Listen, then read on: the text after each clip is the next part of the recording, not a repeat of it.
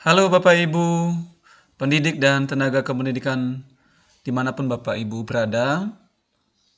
Salam jumpa dengan channel YouTube saya. Semoga saat ini Bapak Ibu berada dalam kondisi sehat dan rezekinya dilimpahkan dalam setiap tugas dan tanggung jawab Bapak Ibu sekalian. Baik Bapak Ibu, kali ini kita akan bertemu lagi untuk membahas suatu topik tentang pendidikan. Dan saat ini saya akan membahas tentang tunjangan profesi guru. Pada khususnya saya akan membahas tentang bagaimana perbedaan pencairan tunjangan profesi guru untuk PNS dan tenaga honor. Mudah-mudahan video ini memberikan manfaat untuk Bapak Ibu sekalian. Sebelum melanjutkan menonton video ini, bantu perkembangan channel YouTube ini dengan menekan tombol subscribe dan tanda like pada video ini. Terima kasih.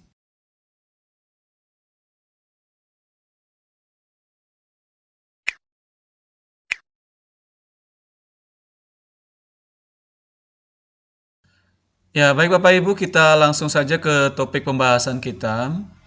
Bapak Ibu yang ingin mengecek info GTK sebelumnya saya sudah pernah jelaskan, kita tinggal masukkan alamat websitenya pada Google, yaitu infogtk.kemdikbud.go.id. Tinggal Bapak Ibu tekan enter, nanti akan masuk informasi seperti ini. Ya, di sini sudah muncul info GTK, nanti Bapak Ibu tinggal masukkan login menggunakan tombol yang lebih di atasnya, yaitu login langsung ke GTK. Karena menggunakan login dengan SSO saat ini belum bisa digunakan ya Bapak Ibu ya. Baik, setelah Bapak Ibu melakukan login dengan memasukkan username Dapodik dan passwordnya, nanti Bapak Ibu akan dihadapkan pada data seperti ini. Ya, saya sudah siapkan dua data ya Bapak Ibu. Untuk data tunjangan, verifikasi data tunjangan profesi untuk data non-PNS dan data tunjangan profesi untuk PNS ya. Untuk yang PNS ini milik saya sendiri, kemudian yang non-PNS ini adalah milik istri saya. Saya akan coba sandingkan perbedaannya ada di mana. Coba kita akan mulai dengan yang non-PNS dulu ya Bapak Ibu ya. Jadi kalau Bapak Ibu adalah tenaga honor yang saat ini telah memiliki sertifikat pendidik, Bapak Ibu telah berhak memiliki atau mendapatkan tunjangan profesi. Dengan syarat Bapak Ibu mengajukan berkasnya melalui Dapodik dengan benar sampai proses terbitnya SKTP. Kalau Bapak Ibu mengalami kendala sampai penerbitan SKTP, Bapak Ibu bisa tonton video saya sebelumnya bagaimana caranya untuk mengatasi kondisi info GTK yang invalid atau tidak valid ya Bapak Ibu ya. Baik Bapak Ibu, kita akan mulai. Untuk Bapak Ibu yang non-PNS atau honor yang saat ini telah memiliki sertifikat pendidik dan telah mengajukan tunjangan profesi lewat Dapodik dan telah disetujui sampai terbit SKTP, kita lihat perbedaannya ada di sini ya Bapak Ibu ya. Jadi kepegawaian non-PNS di sekolah negeri diverifikasi Dinas Pendidikan. Kuncinya Bapak Ibu adalah pada data kepegawaian ini, sekalipun Bapak Ibu telah menggunakan atau telah memiliki sertifikat pendidik dan Bapak Ibu sudah mengajukannya lewat Dapodik, tetapi jika data Bapak Ibu belum diverifikasi oleh Dinas Pendidikan, maka Bapak Ibu tidak berhak memiliki atau mendapatkan tunjangan profesi. Itu. Ini menjadi syarat yang mutlak karena verifikasi dinas itu menjadi bagian yang sangat penting ya Bapak Ibu dalam pengajuan tunjangan sertifikasi. Nah, ini yang pertama, kemudian usia belum pensiun, kemudian NUPTK valid, kemudian kelulusan sertifikasinya sudah sertifikasi dengan kode 602. Ya, saya mau bercerita sedikit Bapak Ibu ya. Untuk guru honor ini berlaku juga sama dengan PNS Bapak Ibu dalam linearitas untuk sertifikasi ya. Kebetulan ini istri saya jurusannya adalah Tata Boga, kode sertifikasinya adalah 608 Bapak Ibu. Nah, kita di sekolah SMA itu dia mengajarnya adalah materi PKWU atau prakarya dan kewirausahaan. Ya memang hal awalnya kita agak cemas ya, apakah bisa linear atau tidak. Tetapi setelah kita coba ajukan, tata boga itu ternyata linear dengan mata pelajaran PKWU. Nah, di samping juga Bapak Ibu mungkin sudah tahu ya bahwa PKWU itu bisa linear dengan mata pelajaran kimia, fisika, biologi, dan ekonomi. Jadi, Bapak Ibu yang saat ini masih kekurangan jam bisa menggunakan mata pelajaran PKWU sebagai mata pelajaran tambahan. Oke, ini terkait dengan kelulusan sertifikasi. Kemudian untuk kelengkapan data. Data sudah lengkap. Kemudian keaktifan dideteksi di Dapodik. Saya rasa ini cukup jelas ya.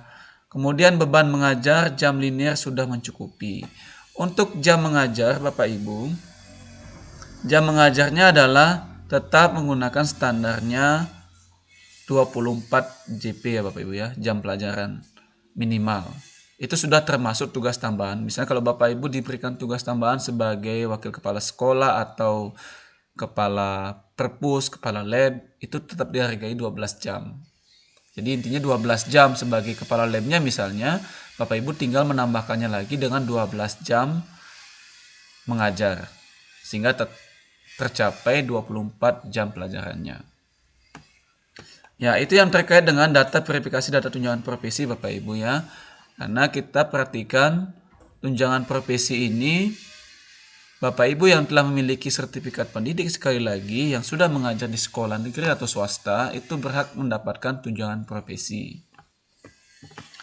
Kemudian tunjangan profesi gurunya, nomor SKTP-nya sudah terbit dari yang lalu tanggal 20 April tahun 2021, berlaku untuk 6 bulan ya Bapak Ibu ya, Januari sampai Juni. Nah, ada perbedaan format pembayaran ya Bapak Ibu ya yang dilakukan dalam pembayaran tunjangan profesi untuk PNS dan honor. Bagi Bapak Ibu yang statusnya non PNS atau honor, itu pembayarannya dilakukan melalui APBN pusat. Di sini ada tulisannya format bayarnya dibayarkan melalui APBN pusat. Nah, coba kita lihat perbedaan pada status untuk yang PNS ya. Nah, sama dengan yang tadi, saya mau kasih tunjuk di sini dulu untuk status ya, Bapak Ibu ya. Akan ada sedikit perbedaan tampilan pada data verifikasi data tunjangan profesi antara PNS dan non PNS. Yang non PNS saya sudah jelaskan tadi. Untuk yang PNS di sini ada keaktifan. Keaktifannya adalah dinyatakan aktif oleh BKN. Nah, kalau di sini keaktifannya dinyatakan keaktifan dideteksi di Dapodik. Itu perbedaan antara SKTP atau info GTK non PNS dengan PNS. Kemudian usia belum pensiun hampir sama. Kemudian kepegawaiannya NIP ditemukan pada data BKN. Cek pangkat golongan dan gaji pokok PNS pada website BKN. Nah, ini penting Bapak Ibu ya. Untuk kita masukkan gaji berkala, gaji pokok sehingga menyesuaikan dengan tunjangan yang diterima. Kemudian selanjutnya yang saya jelaskan tadi terkait dengan perbedaan format bayar tadi ya. Untuk periode bayarnya saya rasa sama ya, untuk Januari sampai Juni 6 bulan, setiap SKTP itu berlaku 6 bulan. Cuman perbedaannya untuk format bayarnya, kalau dia tunjangan profesinya adalah PNS, maka format bayarnya adalah dibayarkan melalui dana transfer daerah. Sebenarnya jumlah uang yang diterima itu ya tetap sama Bapak Ibu untuk setiap golongan. Tetapi nanti kalau untuk non PNS kan nilainya pasti beda. Nanti saya akan jelaskan sebentar. Tetapi format bayarnya itu kalau untuk yang PNS tanggung jawabnya adalah dananya dari pusat ditransfer ke provinsi atau kabupaten. Kabupaten yang kelola untuk ditransfer ke guru yang berhak menerima tunjangan profesi. Nah, kalau yang misalnya tadi yang di non PNS, dananya langsung ditransfer ke rekeningnya penerima tunjangan profesi. Nah, jadi kalau seperti ini yang PNS dibayar oleh daerah kemudian ditransfer lewat rekening gaji. Nah, kalau sudah ditransfer rekening gaji, itu Bapak Ibu bisa cek. Nah, kita kembali ke yang non PNS Bapak Ibu ya. Jadi setelah di format bayarnya dilakukan melalui APBN pusat, apa yang Bapak Ibu lakukan gitu ya untuk persiapan pembayaran tunjangan profesi bagi guru honor. Bapak Ibu yang untuk tahun ini pertama kali menerima profesi sebagai tunjangan profesi sebagai guru honor, Bapak Ibu tidak usah takut ya, tidak sama dengan PNS. Ketika PNS sudah menerima, Bapak Ibu kapan terimanya? Kita harus berpatokan pada jangka waktu untuk periode TPG-nya. Misalnya dia Januari sampai Juni. Nah, kalau misalnya belum lewat sampai bulan ini dan misalnya sudah masuk bulan Juni atau bulan Agustus Bapak Ibu belum dibayarkan, mungkin Bapak Ibu patut resah ya. Jadi ketika di bulan Juli itu, apa yang Bapak Ibu lakukan? Nah, nanti di dalam data tunjangan profesi guru Bapak Ibu ini, kalau kita mau cek lihat pada bagian realisasi ini kan tidak ada ya Bapak Ibu ya. Tidak sama dengan bagian PNS. Jadi kalau PNS, ini kan sudah dibayarkan pada triwulan 1 tahun 2021 ya, Januari, Februari, Maret ini sudah dibayarkan. Jadi jumlah uang yang sudah dibayarkan itu sudah kelihatan.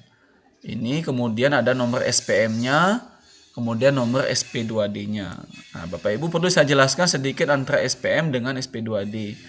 SPM adalah surat perintah membayar. Jadi pengajuan uangnya sudah dilakukan.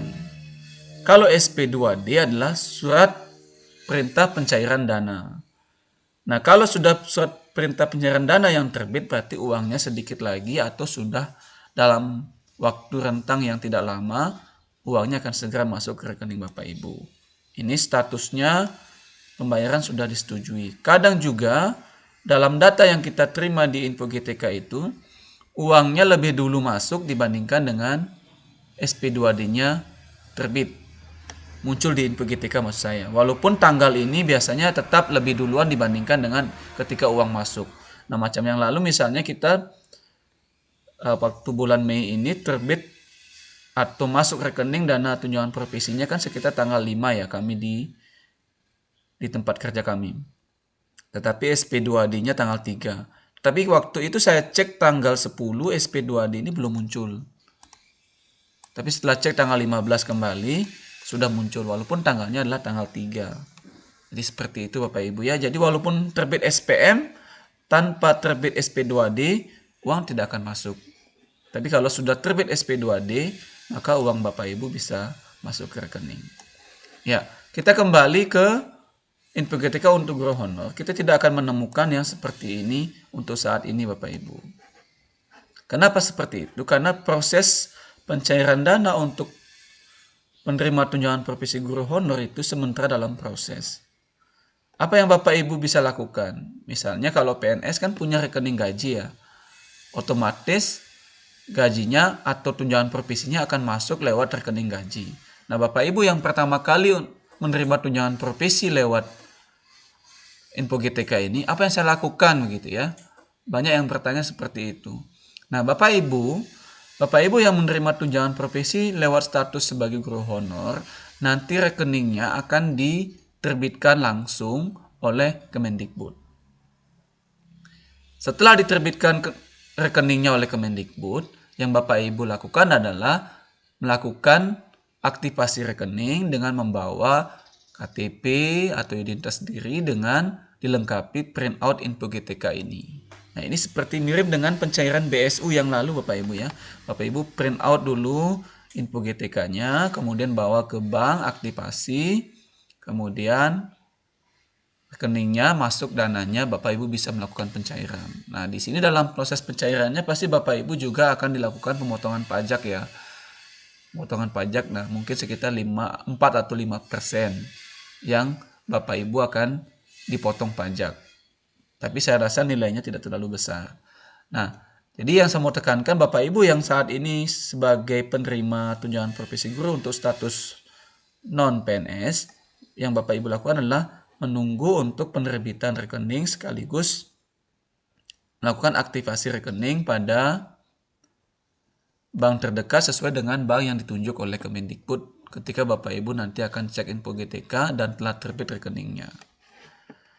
Saya seperti itu Bapak Ibu ya. Jadi itulah yang menjadi topik saya kali ini, yaitu perbedaan antara proses pencairan tunjangan profesi guru antara ASN atau PNS dengan Bapak Ibu yang saat ini masih sebagai non PNS atau honor. Bapak Ibu yang saat ini masih sebagai tenaga honor, tetap semangat dalam bekerja. Semuanya akan indah pada waktunya. Tetap lakukan yang terbaik karena rezeki itu akan bisa datang dari segala arah. Sekalipun Bapak Ibu masih menyandang gelar sebagai non-PNS, suatu saat ketika tes PNS atau tes P3K, mudah-mudahan Bapak Ibu bisa lulus. Demikian yang saya sampaikan, semoga berkenan untuk Bapak Ibu sekalian. Sampai jumpa dan tetap semangat.